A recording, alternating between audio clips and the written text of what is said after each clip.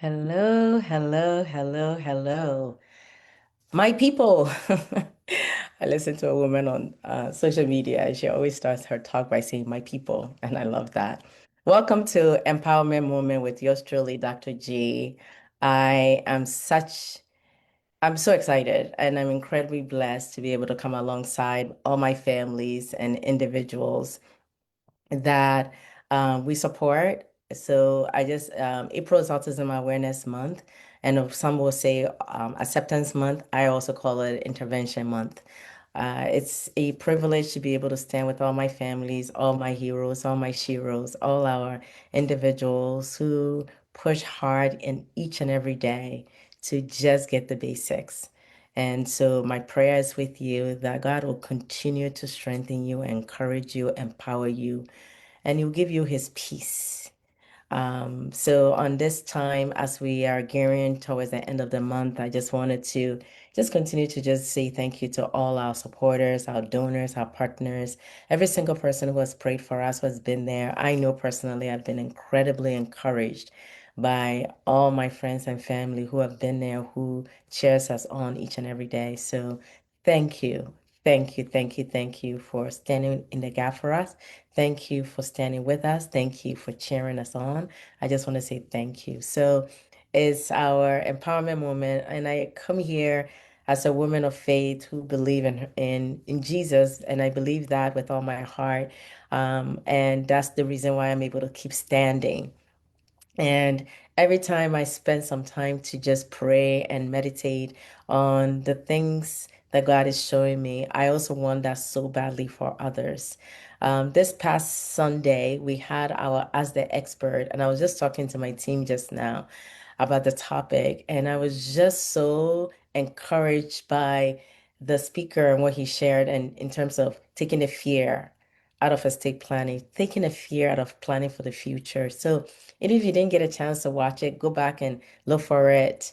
I really believe that whether you're a parent or a special needs individual or not, that is so important, but more so for our families out there. I want you to go and listen to that.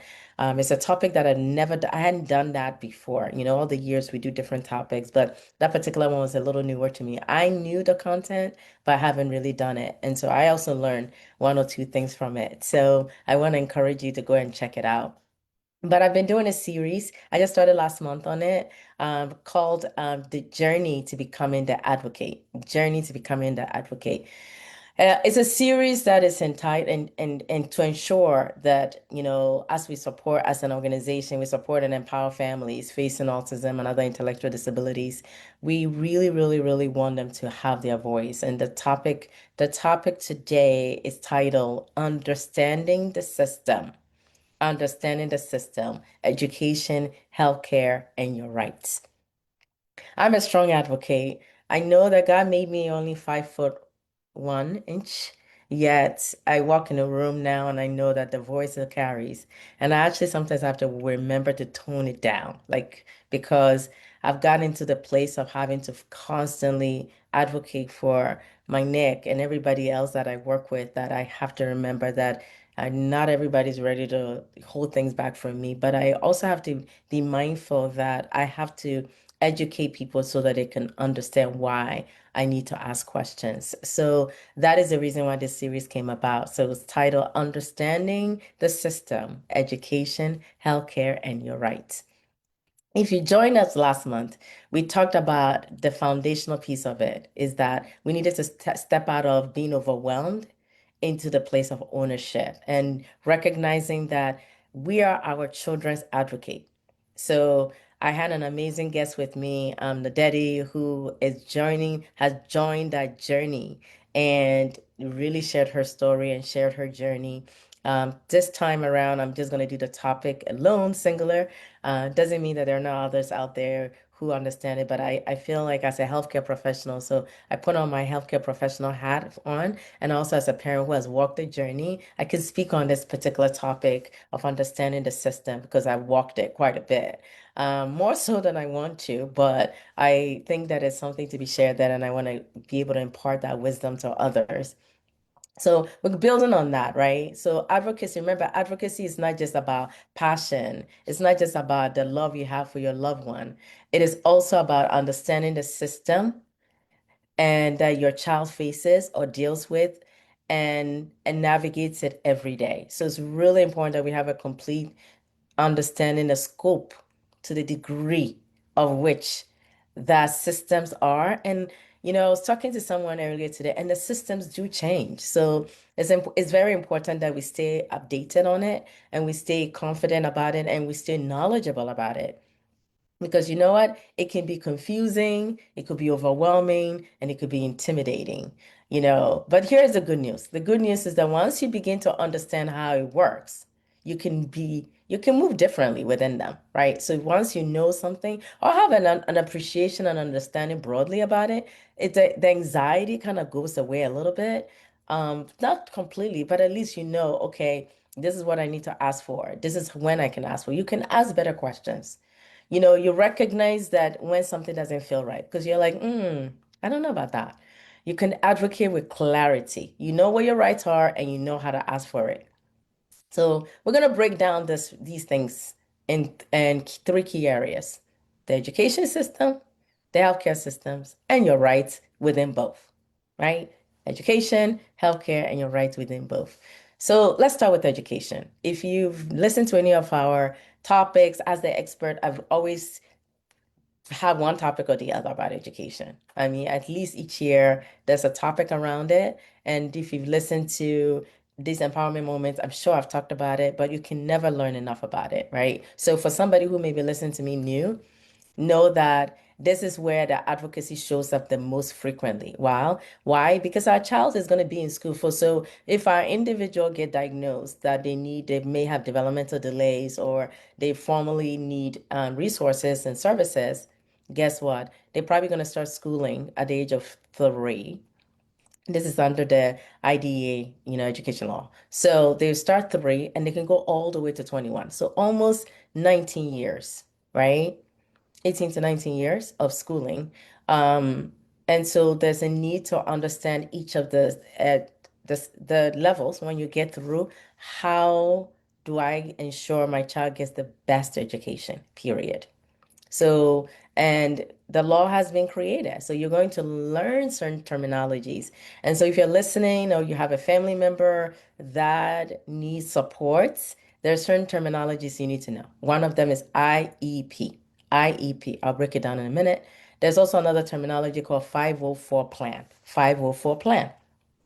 You also need to know something called accommodations, services, evaluations, and so on and so forth. So they can go on and on and on. So under the education advocacy component, we need to know these key terminologies. So if you're new to this world, and it could be overwhelming, it can feel like everyone else know what these means except you.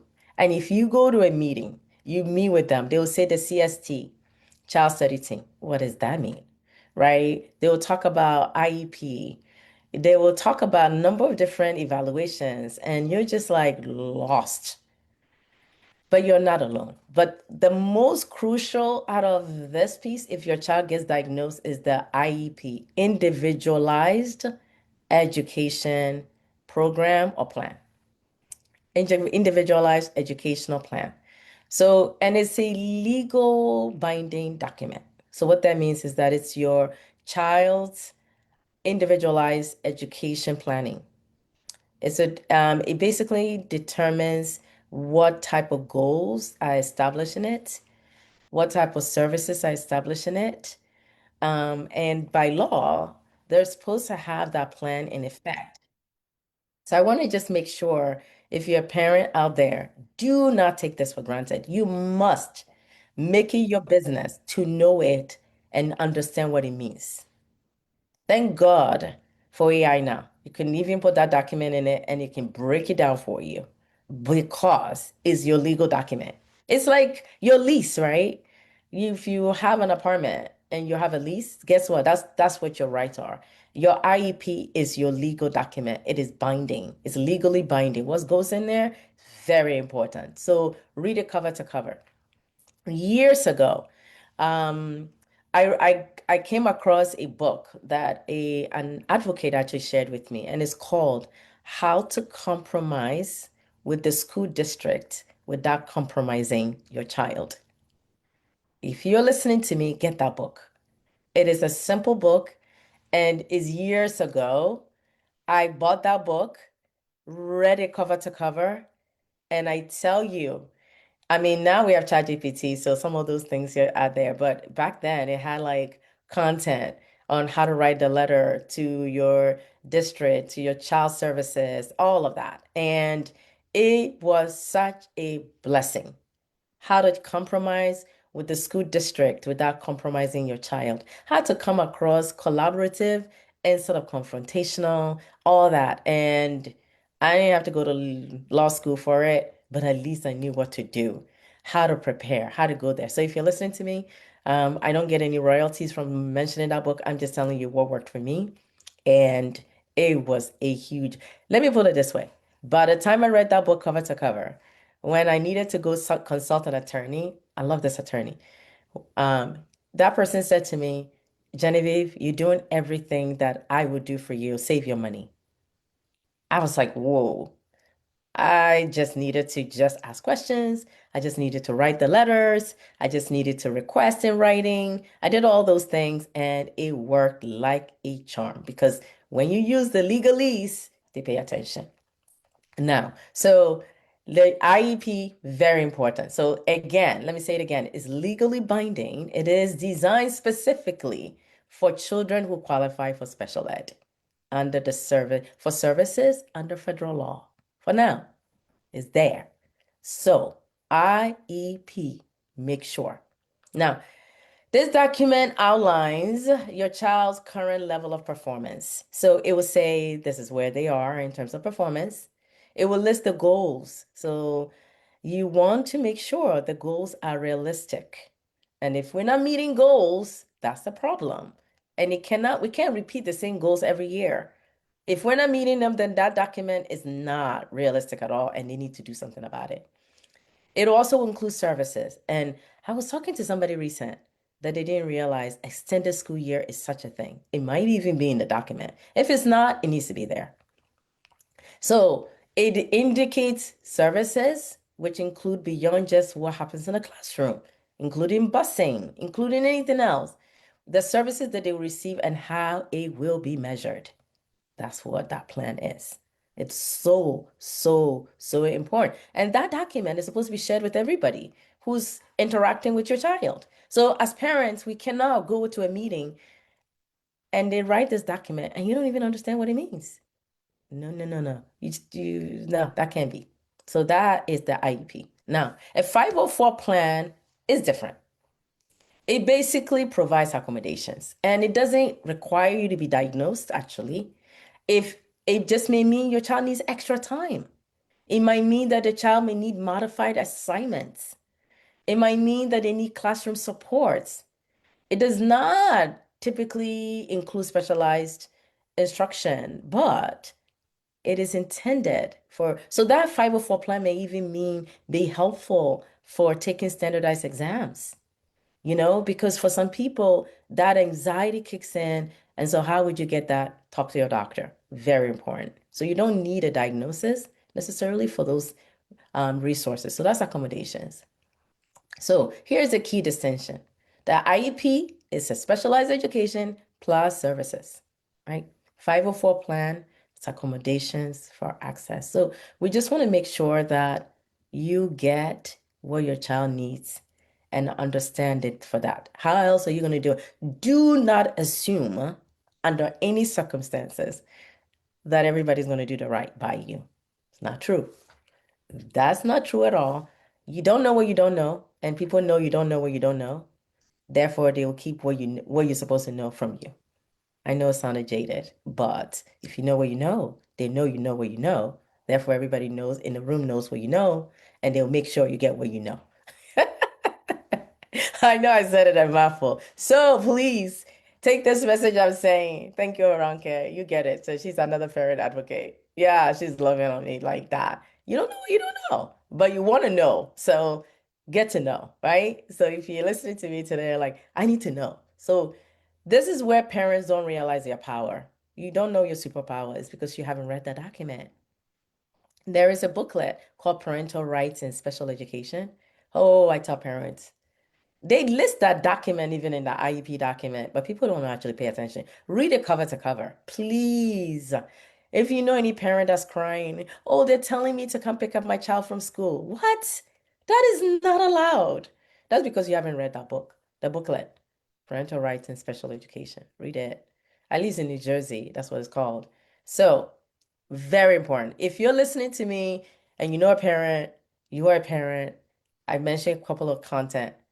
How to compromise with your school district without compromising your child. The second one is parental rights in special education. So remember, you are not just invited to the IEP. You are part of the decision-making team. Nothing can happen without your consent. And if you don't sign the document after a certain number of days, it takes effect, by the way. So you want to make sure at the end of the meeting. And the other thing I must say, oh my goodness, that document should be sent to you ahead of time. If they don't send to you ahead of time and you go to that meeting, that's not right. You're supposed to read it beforehand. Like, make sure you go to those meetings and go dressed up. Go like you're going for an interview and bring a friend. You don't have to tell who, just the person doesn't have to know anything. But never go to an IEP meeting by yourself. Never, ever, ever, ever, ever. Can I say that? Never, ever go to an IEP meeting by yourself because you're going to be outnumbered. They're going to have everybody at the table by you, and you're going to be on the other. And then, you know, the sad part? You might be sitting on the other side as if you're under cross-examination or something. No. Please. You know what you can do even is if your child can't go and it's going to be too much, bring a picture and put it on the table so they remember who they're talking about. They're not going to just talk about the person as if they're not there. It's not Johnny. Here's Johnny. This is his favorite food. Did you know that? And if you know Johnny loves particular type of snacks, bring some of that snacks and put it on the table and say, let's share. Let's share about Johnny's favorite snack. You like that? Please do. It does magic. It does wonders. Because what we want to do is make it real. Make it real, right? So you're not just invited, you are part of the decision-making team.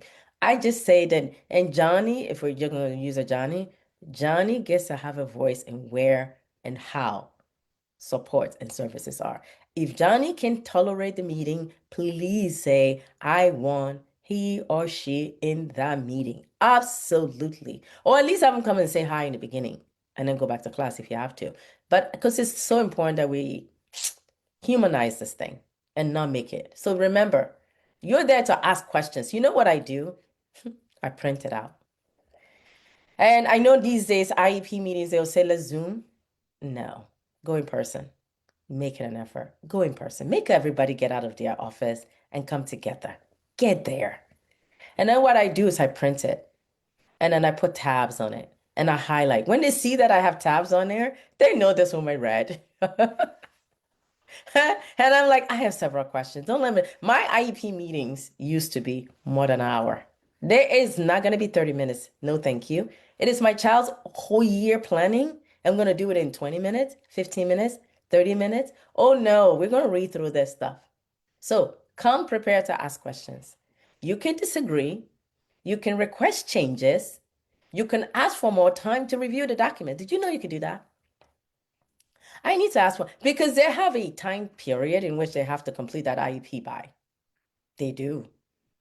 Don't make them rush you. No, no, no, no, no. Oh, we ran out of time. We need more time. Let's meet again. So when they know you're the type of parent, they have to prepare for the meeting. They do. I make them do work because it's my child's needs. And I got to make sure. And I approach this thing whether it's a neurotypical individual or someone who needs because I want to make sure I am giving my 100%. That is why I'm a parent. You're a parent for a reason. Your biggest job, in life is parenting. All the other stuff doesn't matter. It's the parenting part because you're going to look back and have regrets. I wish I had. I wish I had. Let's take I wish out of the equation. So we want to do that. If something is presented and you don't understand it, you can say, Can you explain it to me in another way? Can you explain it to me differently? I'm having trouble. Please don't mind me. Can you just break it down a little bit more? And if you feel like they're making recommendation on something that you don't think is appropriate, you can say, I would like to revisit that one. Let's revisit. Can we revisit it? And if you feel like you're being rushed, you can say, I need time to review this thing before signing. And if you do say that, I want to encourage you that you do go back and follow up, right? Because there's time is timed. So remember, you don't want to sign, but you must respond. And once you're ready to sign, you are agreeing basically to the plan. Now, remember, you can ask for an IEP meeting at any time. It's not only a once a year occurrence. It is not a once a year occurrence. No, no, no, no, no, no, no. Go ahead, ask for it. If you get stuck, if you get stuck, if you get stuck on any topic, request for another meeting. I just had a meeting with my team that provides supports for Nicholas, and I nobody was responding, and I just had to escalate it. And I was like, um, yeah, we're gonna have a meeting. We call it an IDT meeting, interdisciplinary team meeting. We're gonna call it. I need you to call this person, that person, that person, that person. And if everybody's having trouble getting there, I'm so sorry. I might need to go up, but I'm not gonna do that. Guess what? The meeting happens. They're like, oh my God, I'm so glad it happened. No kidding.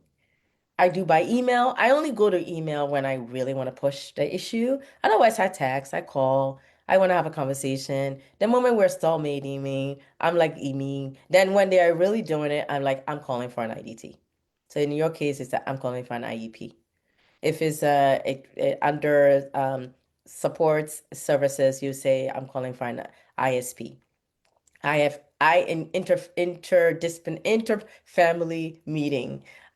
You want to call whatever meeting you need to call and call all the stakeholders. Do you know you can request for specific people to be at that meeting? Did you know that? You can even ask the principal to be there. Why not? Yeah. Don't let them decide that for you. I don't know if parents know that. You can request for as many different people to be at that meeting as because you want experts in the room. And here's the trick. You want the decision makers at the table. Yeah. You ask the question, who are the decision makers? Can they be at the meeting? I don't want to waste anybody's time. So I just want the decision makers to be here. Find out who they are. Yeah. Superintendent? Okay. You just need to write to the superintendent. Whatever you need to do, just don't take no for an answer. Don't let them tell you, oh, they said no. Who said? By what means? With what resources? Okay, see, you can get me all you see how I got all excited about this topic? Yeah. Like, oh no, there's always the person who signs the dotted line. I found that out when I hang out around the lawyers. Then I started to take the lawyer speak. And if ever you need, talk to parents who get this thing in. And by the way, they're looking for people to sit on the special, um, in New Jersey, we call them the CPAC, Special Education Parent Advocacy Groups. Yeah, they need somebody to be part of that, and that's a legal requirement. So guess what? They want parents like you and I who will speak up to be one of those. Join the CPAC. Yeah, absolutely. Go to the PTA meetings. Enjoy because you got to know people. People advocate for you. And they know you want. I really absolutely love teachers because I know they have a hard job and they want parents to advocate for the resources. And I know it's hard, but you just need to. So hopefully. You're saying you can't hear me. Hmm. All right. Oh, I'm not muted. Can you guys hear me now? Yes, we can hear you. You're all good. Okay. Okay, we're all good. Okay, awesome. So I don't know why the muting came about. Oh no, I got it. Hopefully it wasn't too long because I got excited for a minute there. All right, so remember. You need to speak up. Now, let's talk about some common pitfalls in this whole thing. One, you accept everything without questioning. Uh-uh. I bet you anything, if you didn't have any questions, that document is full of stuff. Nah, that's not true. Sometimes we assume that just because someone is a professional, that they know what's best. Absolutely not true. And while they may bring their expertise, you bring knowledge about your child. So both of you, the experts, the teachers, matter. Number two, not reviewing the document ahead of time. Ask for it ahead of time, please. So you know what's going to be in there. And you need to know this. So, if possible, ask for it and then take time. It's not just possible, ask for it every single time. May I please have the IEP document ahead of time? I will request ahead of time. And I know because teachers and the team is usually putting the document together like last minute. And so sometimes, in all honesty, they don't have it all. But you can say, you can give me the draft. I don't mind. I just want to see the draft. And then they're supposed to ask you what your thoughts are about what the goals are. A good one will ask you, what are your wishes? What do you do? Don't just go there with blindsided. No, no, no, no, no, no. So really highlight, bring the highlighter, write down your questions, and don't get intimidated. Don't get intimidated. You are right. You have a right to be there, right? So if you're outnumbered, it's because you didn't bring people with you. And if you're a couple, bring your spouse. They might not know anything, everything that's going on, but you're like, on this one day of the year, or how many times a year, I need you at this meeting. I used to bring my husband. He's so funny. He's a numbers guy. And he would say, I'm a bureaucrat. And then he would say, the graphs. You have to see how the graphs is showing up. He's so funny. Um, uh, just that alone just makes that in. And then we play good cop, bad cop. Guess who's the good cop? He is. I'm the bad cop. I'm like, and I will say that. I'm like, listen, I know it's a mother's thing. It's a 9 months thing that carrying this individual in my womb. I'm a little bit more attached, right? So, but okay. So hopefully you feel encouraged, empowered by that. Your voice matters. Your voice carries weight. Remember, you're the one constancy in your child's life, and you're always going to be. So I want you to know that you go with. I have somebody that posts it's like I never go alone. I attend with our team. Bring everybody. Bring the whole. Tell them that you have a whole team out there, loved ones. So go through your phone and say, you know what, Auntie so and so, somebody can come. Can you come with me? You just need somebody to come along with you. All right. So I'll do that. Now, let's shift gears and go into the healthcare system for a minute. Now, the healthcare system is a little bit more complex because healthcare professional by nature are very busy people, very busy. A lot of times doctors only have 15 minutes for a visit, 15 minutes, 15 minutes. So by the time they're asking questions, and as parents, we go there overwhelmed and we have so much going on. Sometimes the complexity is a lot. You have your questions and it won't get answered. So remember, you may be working with the pediatrician, the specialist, the therapist, the behaviorist, insurance companies, and it is a lot. Each one of them have their own processes, their own language, their own expectations. But what I would tell you about healthcare is this: documentation is everything. Ask for copies of the medical record. You need copies of those evaluations, those diagnoses, the treatment plans, the recommendations, the emails, communication. Do you know that I print my email correspondences? I say I never delete anything. No, no, no, no, no, no. In your emails, Gmail or whatever emails you have, create a folder that you put everything in there. You get that email for IEPs, for school, create a folder for it. You're gonna need it. Then if you need to print it out and store it and PDF, and now you can even, print a PDF these days, right? Print a PDF and save it because you will need it. That topic that I just talked about that we did on Sunday, we talked about that transitioning to adult services, even when you're dealing with SSI, you're dealing with schools. When I just talked about your child may have lost the diagnosis But sometimes they might need extra support.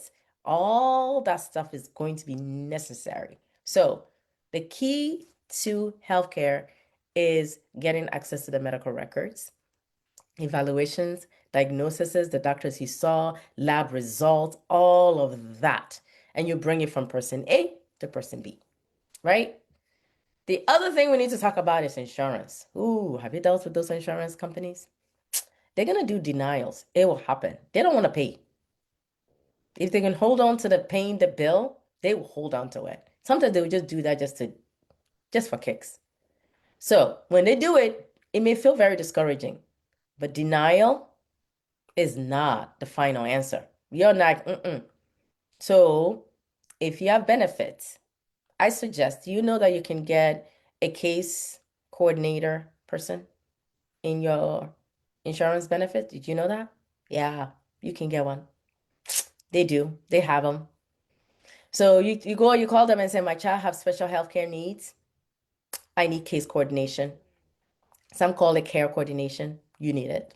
Ask for it anyway. You might not never use it, but you know that they can help you with the pre-approvals, pre-auth, prior authorizations. Did you know that? You have to go into the hospital for a procedure. You can get that. Yeah. So most people don't realize that that's a thing. You can get it. So as soon as you change health insurance plans, that's the first thing you do. Call them. Say, I want to create a record. This is what I need. So this way, when you get those denials, they can actually help you. So when you do, you can, if you get a denial, always ask, why was this denied? What documentation is needed for reconsideration? Can this be appealed? I changed insurance recently and I discovered that I needed to do something called coordination of benefits and they didn't have it on file because I had a different insurance and so on and so forth. And that was enough for them to deny my regular doctor's visit. And I was like, wait, something's wrong. Called them, and that's what it was. And it's just a form that I needed to submit. Can you imagine? You don't know this, you just be like going. So I just know that that's what happens. So advocacy in healthcare can look like persistence. Is this basically following up, asking again, clarifying? When if you call and you get one person and like don't get the answer, dial again, call back again. You might get a different person. And you might get a different answer, to be honest with you. Thankfully now we don't have to call. A lot of these things are online. But what I've discovered that they will point you to online. I like to call anyway, because most people are online. So call. Call and go online. Because that's what I did when I had that denial of benefit. I called. And that made a big difference. That's how I knew there was a coordination of benefit issue. Because otherwise, they're like, go on the website. I'm sorry, I'm having trouble navigating the website. Can you walk me through the website? That's what I say. Can you imagine? I'm saying that I have trouble navigating.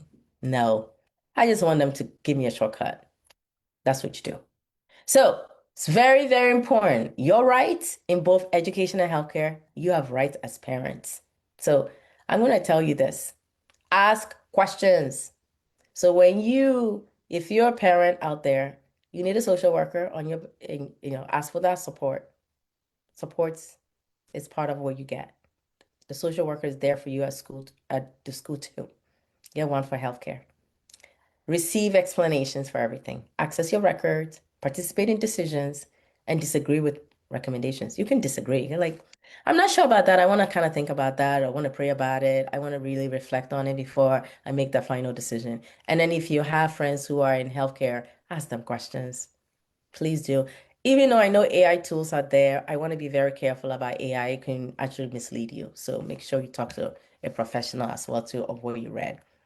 Remember, you're not being difficult because you ask questions. You're being responsible. Did I say that? You're being responsible. You're not being confrontational because you see clarity, right? You're just being engaged. So just be engaged. And it's so important. So as I'm going to leave you with some things to do, some homework assignment. You must have a digital binder. It's very important. Organize. I have a cleaning day. So where I just like, you know what, let me just organize all my files. So pick maybe it's in the middle of the year or at the end of the school year, sometime and just organize it. The other thing I want you to do, take point, is bring somebody to with you to all your meetings, important meetings. Don't go by yourself because sometimes you're going through it's overwhelming, and you get some moments you're disappointed with the well how things are going. You may have a voice. Ask permission if you can record the meeting. That's you can do that too. A lot of times they might tell you no, but at least you can ask in advance and you can say, my loved one won't be able to attend, so I just want to be able to record it. I'll share it, but always ask if you can. Take notes and then follow up the conversation in writing. Please, whatever you do, do not just take no, don't just do by conversation. I always like to document conversations with a follow-up email as per our conversation. Then you have proof. Something happens, you're like, oh yeah, we talked about it. I am so sorry. I just wanted to just follow up. I just like sometimes I have a recall factor. I just need to make sure that I cross my T, dot my I's. It's fine to say that because the teacher could leave. The team can leave. The team can change. You are the only constants. So you need to bring everybody up to speed. And most importantly, ask until you understand. So understanding the system that I talked about won't happen overnight. Every question you ask, every document you review, every step you take, you have to gain confidence and it'll get better. I promise you, it'll get better. It'll get better because you know and you come to understand that this is my right and this affects my child. And it is not, you're not wrong about it. So remember, just speak it, say it with kindness, say it with a smile. You see the smile? I've gotten to the place that I smile without even realizing I'm smiling because I have realized smile will disarm people. And I just say it. It's just that when I get stressed out, that's when I might say it with a little bit of a harshness. And I'm very direct. I'm very, very, very direct. I get to the point. I'm like, I am so sorry. You got to bear with me. It's just because the journey is not easy. And all I'm doing is just to make sure that I don't miss a beat. So please, if I step on your toe, I'm so sorry. I apologize. Oh, I'm sorry. I'm sorry. I'm not meaning to be mean. It's just one of those things. And guess what? When you say that, you're giving them, you're becoming real. You're just a human. You're just acknowledging. And then I'm quick to say, I really, really thank all of you. I really know that you have a hardest job. I know that. It's not easy being in a special ed. It's not easy doing what you do. And I just commend you. My hat goes out to you. So just know that it's not coming from a terrible place. And one of the best lessons I learned was that your child is going to be in that school district for a long time. And you may also have other children in the schools. And you don't want to be known as a parent who think they know it all. You don't. You just want to be real and you want to be personable. So go from that perspective. And then I took it from me that give them a benefit of the doubt, that they're not trying to be mean. But I think where we become confrontational is because we don't know our rights. We don't know what really, and that's the reason why we may butt heads. Occasionally, we have to take the extra mile. And it's not the teachers, it's not the people who are the front line, the direct professional, you know, your paraprofessional, your registered behavioral technician. They're the teachers, they're not the problem. They're not the ones that are saying no to your request. It's the superintendent, it's the board. Is the principal. Not because they want to, it's because they got to count the dollars and they got to make, you know, the budget. They got to meet it. So that's where that comes from. So when we know that, then we take it for what it is. But if you know that you know that you know that they're stepping on your toes intentionally, you got to do something about it. I've seen some egregious, ridiculous things done to people to be parents. That is wrong. I've seen it. And this is where I'll say go seek an attorney. If you know your rights are being violated left and right, then consult a professional. I will say this, what I just shared with you is my own personal journeys. It's what I've learned talking to other parents, other professionals. I know it works. I told you the book I wrote. Not wrote. I can write a book about now. Um, how to compromise with your school district without compromising your child. I loved it because it was like I really saying that I am working with the district to ensure. Now we bring it to healthcare. Call them on the phone, be nice, and say, I am just overwhelmed today. A little secret. Start crying if you have to. Yeah, it works. I did that. Now, did I really need to cry? Probably, because I channeled all the hard days that I had. It worked because then the person was sympathetic. They were being mean in the beginning. Yes, no, ma'am. And then all of a sudden, sob, sob, sob. Then they paused. They had a conversation with me. I stopped crying. I got what I needed. And I'm a healthcare professional, by the way. You think I know this, and but it was when they were denying services. Like, what? You know I'm entitled to the support. We're paying the premium. Why are you saying no? It is that. So I hope the journey to become that advocate, that is really what I'm talking about. And I've spent a good 40 minutes talking. I didn't know I can talk like this, but this is a topic that I'm very passionate about, clearly so. And this is a topic that I know a lot of parents are constantly struggling with. So if you're listening to me, please share with somebody, encourage them to listen, not because they're listening to me, but it's because I really want them to get the guts to stand up for their loved one. And don't let the school call you to come pick up your child. It is not, it's against the law to do that. At least they're not supposed, they're supposed to figure it out. So yeah, parents, I have to say that 100 times. Also, when the insurance denies you, ask for why. What was the denial? What documentation did they have? You know that your doctor can even advocate for you. I have had, work in the cancer world, and I have cancer patients who treatment get denied. And then the doctors have to do an appeal. We have to provide documentation that this is the best option for them, and they get it overturned all the time. Why would the heck would they put you through that when you're going through so much already? Well, guess what? It's all about the money. So make sure. As I'm leaving you, I'm going to leave you with this word of encouragement. God chose you for a purpose. I know people say, well, it's why should he choose me? Well, grace is there. There's a portion of scripture that I absolutely love. One of them, I always will share this. Trust the Lord. Proverbs chapter 3, verse 5 to 6. Proverbs is the book on wisdom. 3, verse 5 and 6. And I'm reading from the Amplified, which is it expands the word. And it says, trust in, rely confidently on the Lord with all your heart.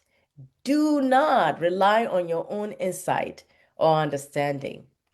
In all your ways, understanding in what you know, in all your ways, know and acknowledge and recognize Him, the Creator, the Maker, the one who gave you this child. When you do that, He'll make your path straight and smooth. And you'll remove obstacles that block your way. Those obstacles are those things that you don't ask about. So I want you to know God loves you, loves your child, everything about you. On this Autism Awareness Month, Acceptance Month, Intervention Month, Intercession Month, that's what I call it. I want you to know that I and a whole host of team of people stand there and we pray for our families because we need all the help we can get. And the help comes from the Lord. So I just want you to know that. I hope and pray that this conversation today, this topic is relevant. You found it useful, beneficial. And like I share with you, these are things I just came from an advocacy meeting today. And right before I jumped on this call, I had to go in and advocate again. You would think it doesn't stop. And guess what? If you have an aging parent, you're gonna have to do with that too. Saying what I just shared is absolutely applicable on all levels, at all times, never ending. The more you know, the more you need to know, and you never stop growing. So my goal is just to support families facing autism and other intellectual disabilities throughout their lifespan. That lifespan means that we are constantly learning and constantly sharing. And I'm here at every fourth Thursday of the month, and it's empowerment. And it's really, really just imparting you wisdom that I'm gleaning and asking God for. And I want you to know that. Love you. Now, next month, we're going to continue this topic, and I'm going to call it Finding Your Voice, Communicating with Confidence. Finding your voice, communicating with confidence. So I want you to come back. I want you to come back. But as I'm rounding up, we have a special event happening this coming month. Comments or questions, yeah, email it at info@mygoalinc.org. This Sunday is our Bowling for Autism event. This year we called it Bowl and Play. So, and if you know, and if you want to just comment on it, I know I've talked for 45 minutes. So, another voice. Yes, hi everyone. Good evening. So yes, we have our bowl and play coming up this Sunday. I hope we're all very excited. So basically we'll just be coming together to bowl and game the afternoon away. We're raising funds and awareness for individuals with autism. All of the money raised from this event will go towards our grants, which basically we help 25 families across the country. There's a really high demand this year, so just know that every dollar you give, even as you're buying a ticket, you're directly giving to these families. So it'll be this Sunday from 2 to 4:30 p.m. in Piscataway at Circle Bowl and Entertainment. You can still pre-register, hit up your friends, your family, your coworkers, a stranger, your neighbor, I don't know. But bring out everybody. We're gonna have a really good time. You can register at the door, but it'll be an additional $5 for adults. So you can scan the QR code or you can click the link that was sent in the chat to register if you haven't already. Awesome. And we also want to say that we had to close out our grant program. We had an overwhelming number of applications this year. Oh my. Over 600 families applying to 25 spots. And so because of that, we had to close the application portal early. So if you were one of those people that it affected, pray for us. We want to be able to continue to be a blessing. So can you imagine that many families across the country that were like literally hitting at our door? My goal is just to support families. So we want to be able, so 25 families will get $25,000 total. We want to do more, but obviously we have limited resources. And that's why we want to encourage people who are listening to partner with us.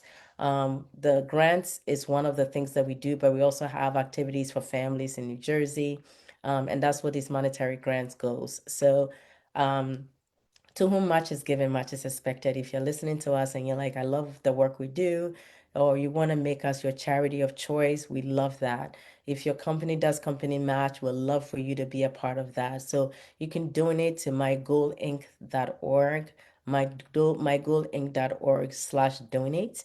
If you want to Zelle, you can Zelle it at info@mygoalinc.org, info@mygoalinc.org. You can PayPal it at My Goal Autism. We take all sorts. We are here to be a blessing. We've done it. Over 250 families across the years have received these monetary grants. And we want to continue to be the blessing that God calls us to be. So we exist to support families, and we're proud of the work that we continue to do. So I just want to thank you. Thank you in advance for those of you who have heard us.